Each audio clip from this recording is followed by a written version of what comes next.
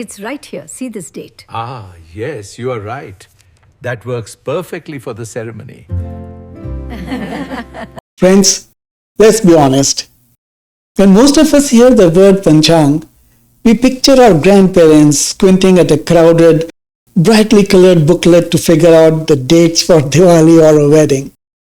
We've been conditioned to view it as a cultural relic, a mix of astrology, superstition, and tradition. But I want you to completely strip away the religious context for the next few minutes. Because when you look at the raw data, the Panchang is not a book of magic. It is one of the most sophisticated, mathematically rigorous astronomical almanacs ever engineered by human beings. For us at Bharat Leads, understanding our heritage isn't about blind nostalgia. It's about recognizing ancient technological brilliance. So, let's check out the actual science of the Panchang.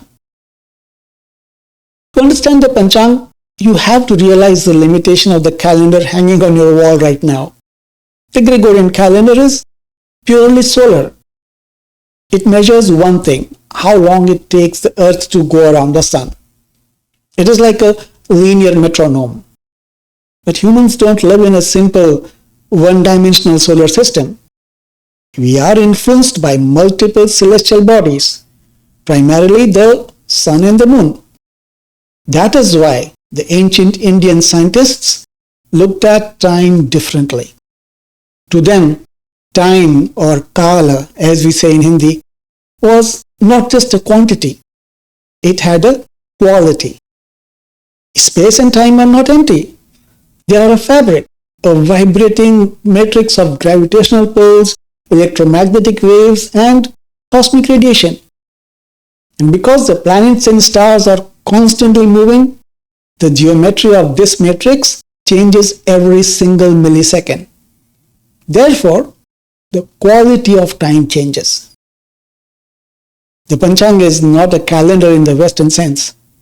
It is a highly advanced, multi-dimensional algorithm designed to decode the changing quality of space-time. To understand how it works, we have to understand the machine we are living inside. You know, friends, the Panchang is a lunisolar calendar. It simultaneously tracks the Earth's orbit around the Sun, the Moon's orbit around the Earth, and their changing angular relationships against backdrop of distant star clusters.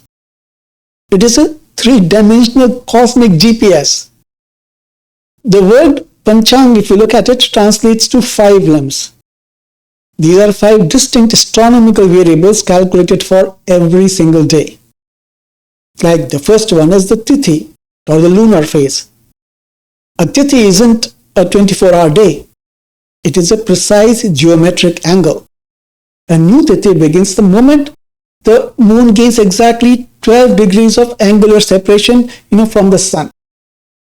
Because the moon's orbit is elliptical, it moves faster at certain points and slower at others. So Tithi can be as short as 19 hours or as long as 26 hours. The Panchang maps actual planetary velocity, not just a ticking clock. Then you have the Vara, the solar day. This is the 7-day week I'm talking about. Interestingly, the naming of the days, Sunday for sun, Monday for moon, it's a universal astronomical standard, shared across ancient India, Babylon, and Greece that actually seems to have originated from India. We'll talk more about the Varas in a moment. And the third limb is the Nakshatra. This is where the math gets incredible. The ancient Indians mapped the ecliptic, the sun's apparent path across the sky, into a 360-degree circle.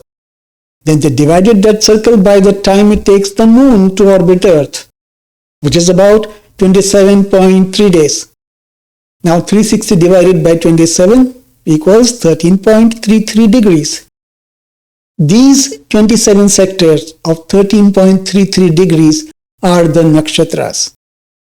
The Panchang tracks exactly which sector of space the moon is passing through on any given day. It is a pinpoint coordinate system for lunar transit. The fourth one is the yoga. It's the lunisolar sum. Yoga calculates the combined celestial longitude of the sun and the moon to measure their joint gravitational and electromagnetic influence on Earth. When the Panchang calculates the exact position of the sun and the moon, it acts like a cosmic GPS tracking runners on a 360 degrees circular racetrack. It measures their celestial longitude, exactly how many degrees forward they have traveled from a fixed starting line in deep space, and by adding these two coordinates together, it maps out the exact geometric interference pattern they are creating today. The last one is the Karana, the microphase. A Karana is exactly half of a Tithi, like 6 degrees of separation instead of 12. This was used for the micro timing of specific agricultural or civic events. If you want proof of how deeply this is embedded in our lives, just look at the days of the week. The Varas that I just mentioned. Somvar, Mangalvar, Budhvar. These are not cultural names. They are the output of a flawless orbital algorithm. Ancient Indian astronomers ranked the visible grahas based on their apparent orbital velocity, meaning how fast they move across the sky. So, from slowest to fastest, the list goes like this: Saturn, Jupiter, Mars, Sun, Venus, Mercury, and Moon. In the Aryabhatiya, the astronomer Aryabhat gave the mathematical rule for naming the days. He said the grahas occurring fourth in the order of the increasing velocity are the lords of the successive days. Let's take a couple examples. Start with Saturday. The lord of the day is Saturn. Count 4 down the velocity list. Saturn, Jupiter, Mars, Sun. The day after Saturday is strictly calculated as Sunday. Sunday is Ravivar in Hindi. Ravi means the sun. Start from the sun and count 4.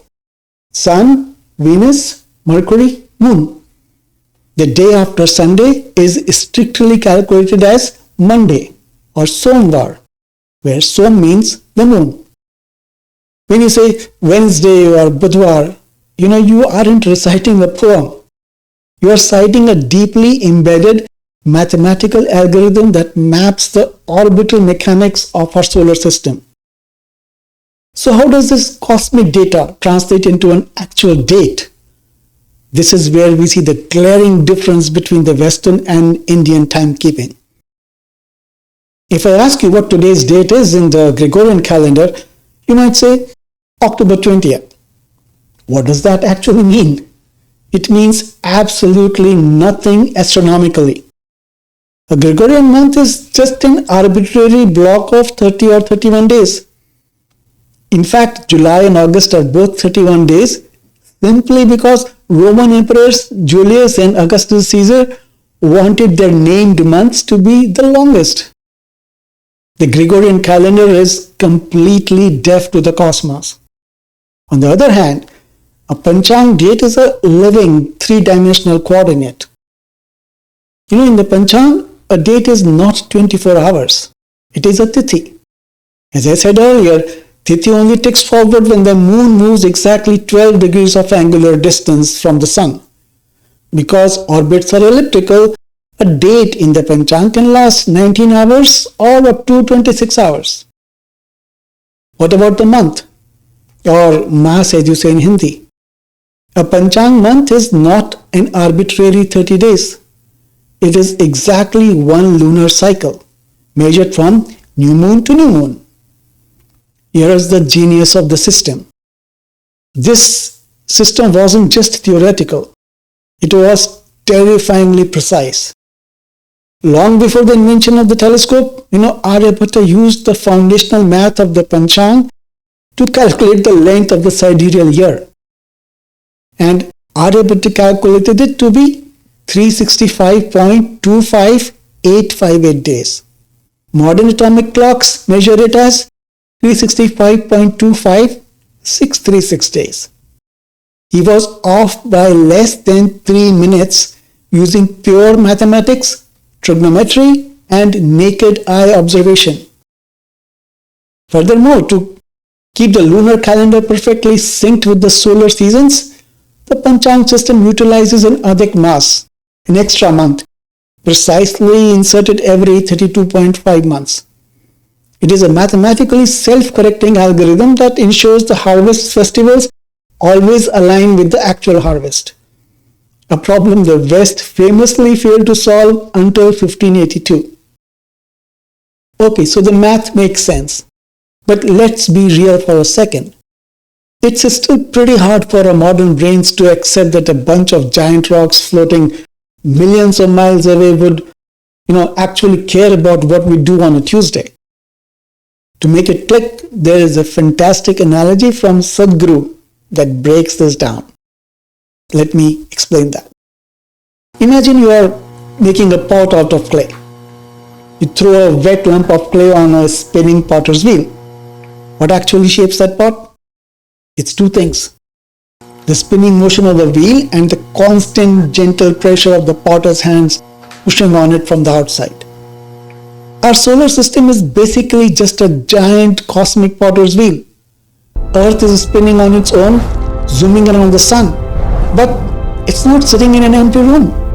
It's constantly being tugged, pulled, and squeezed by the gravity and magnetic fields of the Moon, Jupiter, Saturn, and the rest of the gang.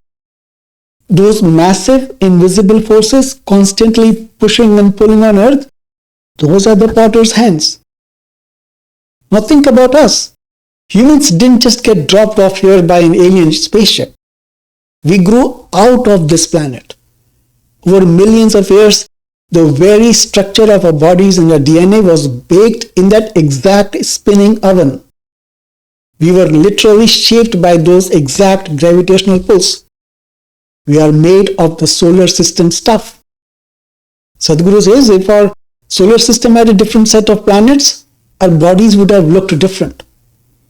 So, if you are the clay, and the solar system is the wheel and the hands that shaped you, why would those hands suddenly stop affecting you? They wouldn't.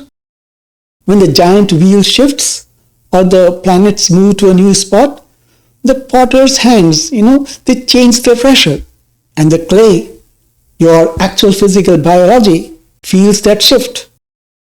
That is exactly how those distant grahas are still reaching out and impacting us every single day. But this brings us to one of the greatest linguistic tragedies in our history, a massive translation error. When Western translators looked at Indian astronomy, they translated the Sanskrit word graha as planet. But they are not the same thing. The English word planet comes from the ancient Greek word planetes, which literally means wanderer. It's just a physical rock wandering through the sky. But the word graha does not mean rock. It comes from the Sanskrit root word graha, which means to grasp, to seize, or to exert influence. The ancient Indian scientists were not just sitting around looking at rocks. They were tracking nodes of invisible influence. And this completely changes the paradigm. For example, people mock the Panchang for including Rahu and Ketu as grahas, pointing out that they aren't physical planets at all. And the ancient Indians knew that. Rahu and Ketu are mathematical points, the exact intersecting nodes of the solar and lunar orbits where eclipses occur. They are points of massive electromagnetic anomaly. Even without physical mass, they exert a profound grasp on Earth's natural rhythms. So, they are grahas. So, the Panchang is not just a chart of wandering rocks. It is a highly advanced mapping of the grahas, the gravitational and magnetic nodes that are constantly seizing, releasing, and shaping the Earth's cosmic potter's wheel we are spinning on. Now let me ask you a question. Why do we celebrate New Year's on January 1st? Astronomically speaking, absolutely nothing happens on January 1st. The Earth is just sitting somewhere in the middle of winter in the northern hemisphere. It is a completely arbitrary date set by Roman emperors thousands of years ago. But the Panchang doesn't do arbitrary stuff. In the Panchang, the new year isn't just a date on a piece of paper. It is a literal cosmic reset. Let me explain. The Panchang New Year, which is celebrated in different parts of India as Ugadi or Gudi Padwa or Chaitra Navratri, it happens in the spring, usually in late March or early April. But it is not a fixed date. It is calculated down to the precise mathematical degree. The new year begins on Chaitra Shukla Pratipada. That is the exact moment when the sun and the moon perfectly align in the sky, the new moon, at the very beginning of the spring equinox cycle. And the moon takes its first 12-degree step forward into a brand new lunar year. At this exact moment, the Earth's northern hemisphere tilts toward the sun. Nature regenerates, and the biological clock of the planet physically resets. You are celebrating a new year because the planet is actually starting a new life cycle. It is not just a calendar, friends. It is a system that marries perfect celestial mathematics with our own native history. Now, if you have ever looked at a traditional Indian invitation or a government gazette, you might have noticed something confusing. Depending on where you are, you will see two different kinds of years mentioned, and neither of them is 2026. You will hear the Vikram Samvat and the Shaka Samvat. It's like having two different cosmic clocks turning at the same time. So what's the difference? And why do we have both? First, let's look at the Vikram Samvat. This is the people's calendar. If you are in North or West India, this is likely what your family uses to pull up a horoscope or pick a wedding date. Most Hindu festivals, fasts, and horoscopes in these regions are calculated based on the Vikram Samvat. It was started by the legendary King Vikramaditya in 57 BCE to celebrate his victory over invading forces. Because it started before the Western calendar, it's actually ahead of us. To find the Vikram year, you just add 57 to the current year. So right now in the Vikram era, we are already in year 2083. It is a calendar born out of a celebration of indigenous pride and restoration. But then you have the Shaka Samvat, which is the official national calendar of India. This era started in 78 CE, commissioned by King Shalivahana. Because it started after the Western calendar, it's behind the Gregorian count. To find the Shaka year, you subtract 78. So today we are in the Shaka year 1948. That is 2026 minus 78. Now, why does the government use Shaka while your priest uses Vikram? In 1957, when India was looking for a scientific unified way to track time for the whole country, a committee of scientists chose the Shaka Samvat. Why?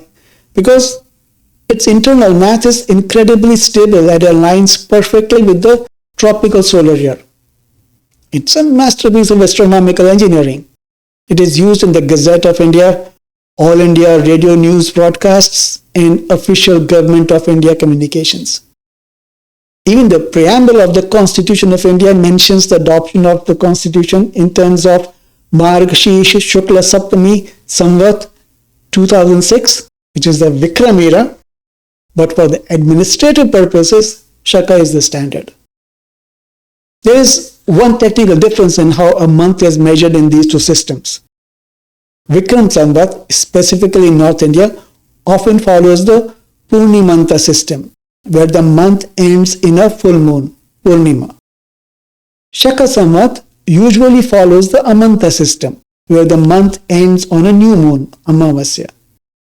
So when you see these two numbers, don't get confused. The Vikram samvat is our cultural heartbeat, the memory of our kings and festivals. The Shaka samvat is our scientific backbone, the official record of our nation.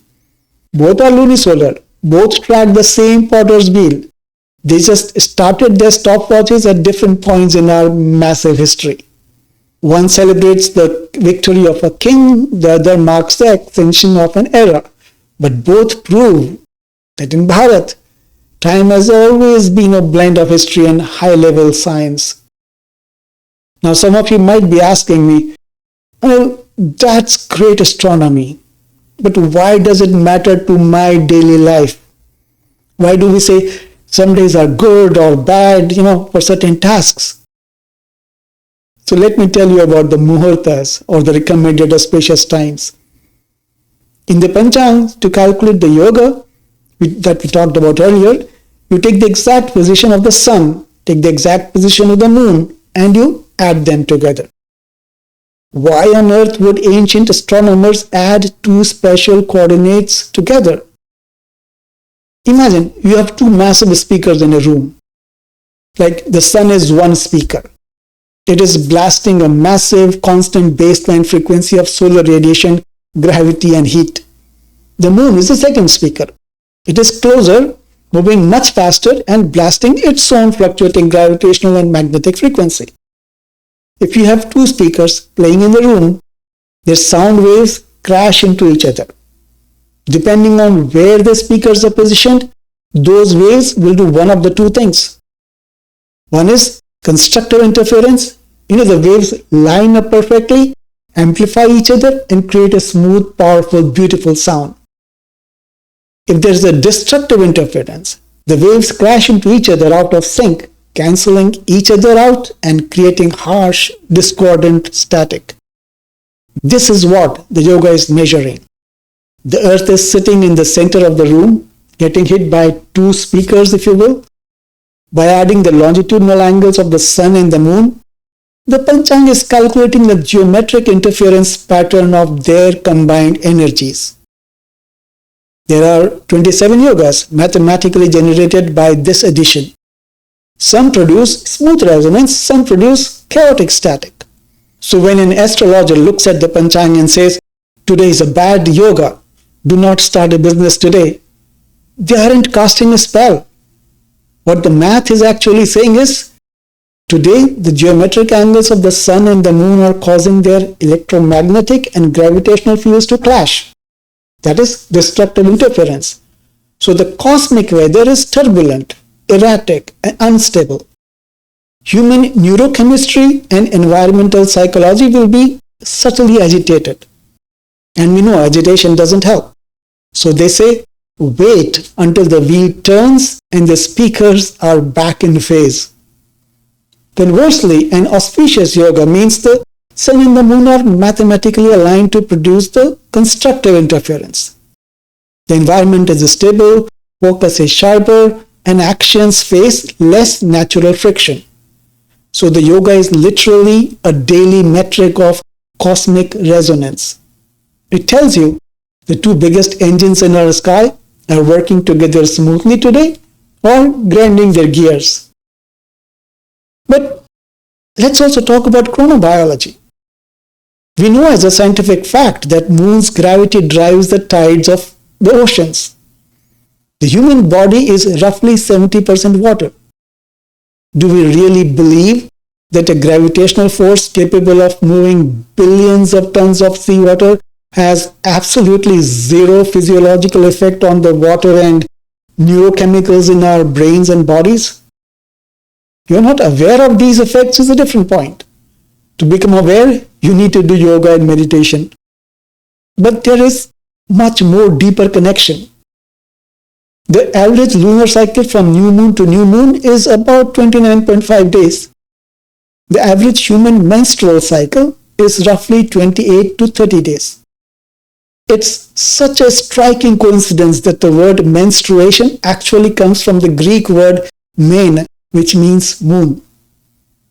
Before we had light bulbs, the full moon was a massive source of nocturnal light. Our pineal glands are super sensitive to light, And the light exposure directly affects melatonin, which in turn talks to the hormones that trigger ovulation. Friends, without this female cycle that is in sync with the moon, both you and I would not be here. Modern science is just catching up to this.